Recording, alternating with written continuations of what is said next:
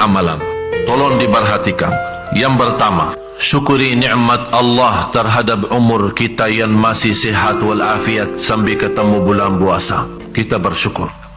Harus Bapak Ibu merasakan Anda bertemu bulan puasa dan masih bisa berpuasa. Wallahi, demi Allah, itu nikmat yang besar. Allah masih memberikan kita kesempatan untuk sama-sama bisa nikmati bulan Ramadan. Syukur. Yang kedua, kalau sepanjang tahun kita terbiasa menjadi masbuk, saya mohon selama 30 hari kita berjanji sama Allah tidak boleh masbuk lagi. Jaga salat berjamaah, jaga salat dengan takbirah ihram, takbirah pertama sama imam. Jadikan 30 hari menjadi orang-orang yang sempurna iman dan sempurna takwa dengan menjaga salat, karena salat kunci takwa, salat kunci sabar, salat kunci rizki, salat kunci keselamatan, salat kunci segala urusan kita dunia akhirat dan lahir batin. Kalau selama sepanjang tahun kita cukup lalai dari salat, terutama salat subuh, yang saya harapkan mudah-mudahan bulan Ramadan terutama salat subuh kita insyaAllah menjadi makmur seperti salat Jumat. Yang ketiga, perhatikan Al-Quran. Bukan hanya setiap hari. Kalau di antara Bapak Ibu bisa setiap hari, saya mohon di bulan Ramadan ini berusaha sebanyak-banyaknya baca Quran. Begitu Anda berhenti baca Al-Quran, kemana-mana Anda berjalan, jangan berhenti menyebut nama Allah, berzikir kepada Allah subhanahu wa ta'ala. Ya ayyuhalladzina amanu dzkurullaha dzikran katsira. Hei orang beriman, berzikir kepada Allah sebanyak-banyaknya. Di panjang jalan, jalan kaki, naik motor, naik mobil, di mana saja berada, dalam keadaan wudu, tidak wudu, suci, tidak suci, menghadapi kiblat atau tidak, berdiri atau duduk atau baring, tidak berhenti berzikir kepada Allah. Karena orang munafik berzikir, orang mukmin berzikir, tapi beda mukmin sama munafik. Orang mukmin berzikir sebanyak-banyaknya, orang munafik berzikir tapi sedikit. Wala yadhkuruna Allah illa qalila. Kalau kita termasuk sedikit berzikir, dikhawatirkan jadi orang munafik. Tapi kalau banyak berzikir, insyaallah menjadi tanda sempurna iman.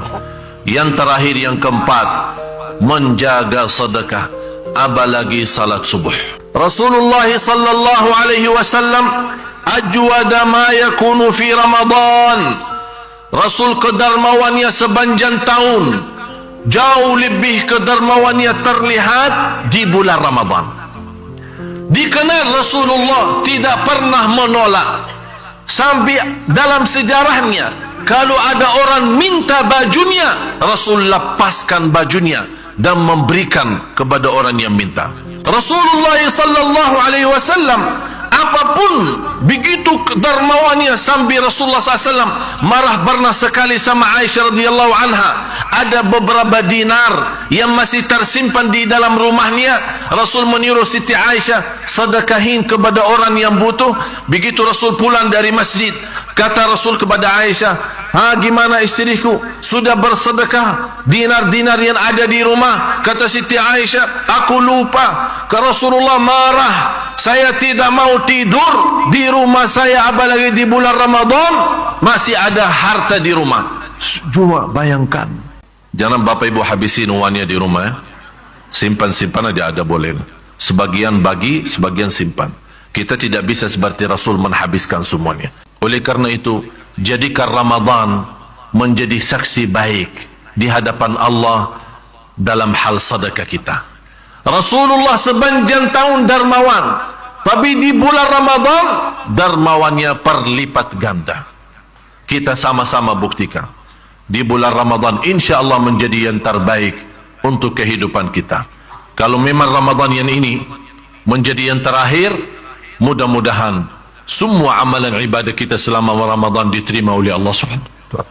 Kalau ada kekurangan di masa-masa lalu, Ramadan yang sudah lalu, InsyaAllah kita mampu dikuatkan oleh Allah lahir batin agar kita masih bisa memenuhi kewajiban kita di bulan Ramadan. Apa yang harus kita berikan untuk Ramadan? Demi Allah, Bapak Ibu, kalau kita bisa berbicara sama orang yang sudah wafat, yang sudah dipanggil oleh Allah duluan, kita bisa berkomunikasi dengan mereka. Kalau mereka punya harapan, kalau kita bertanya, apa yang diharapkan oleh kalian? Orang yang sudah mati mengharapkan satu, kembali ke dunia untuk menambah sujud, menambah amal saleh, menambah sedekah, menambah salat malam. Apalagi masuk Ramadan, menambah puasa Ramadan, menambah salat tarawih, dan menambah banyak amalan-amalan yang lain. Tidak ada orang yang sudah masuk di alam kubur, yang sudah lihat sendiri posisi kuburnya sempit dan gelap, menghadapi mungkar nakir. Tidak ada kemungkinan dia harap kembali ke dunia untuk menambah kekayaan, atau menambah ilmu, atau menambah jabatan, atau menambah keluarga dan keturunan. Tidak, karena dia sudah tahu dan Allah lihatkan dengan mata sendiri apa itu kebenaran, apa itu surga, apa itu neraka, apa itu kubur, dan apa itu mungkar nakir. Begitu dia lihat dengan mata sendiri, dia tidak akan harap dunia, dia harap kembali. Ya Allah, kembalikan ke dunia supaya saya bisa menambah amal saleh. Tapi apakah dengan harapan yang baik ini bisa terkabul? Tapi bagi Bapak Ibu masih bisa terkabul. Karena kita masih dalam kesempatan. Jangan sampai kita besok masuk kubur masih kita ingin, ya Allah, kasih waktu saya sebentar, biarpun 1 hari, biar saya jadikan 24 jam amal saleh. Ini kesempatannya.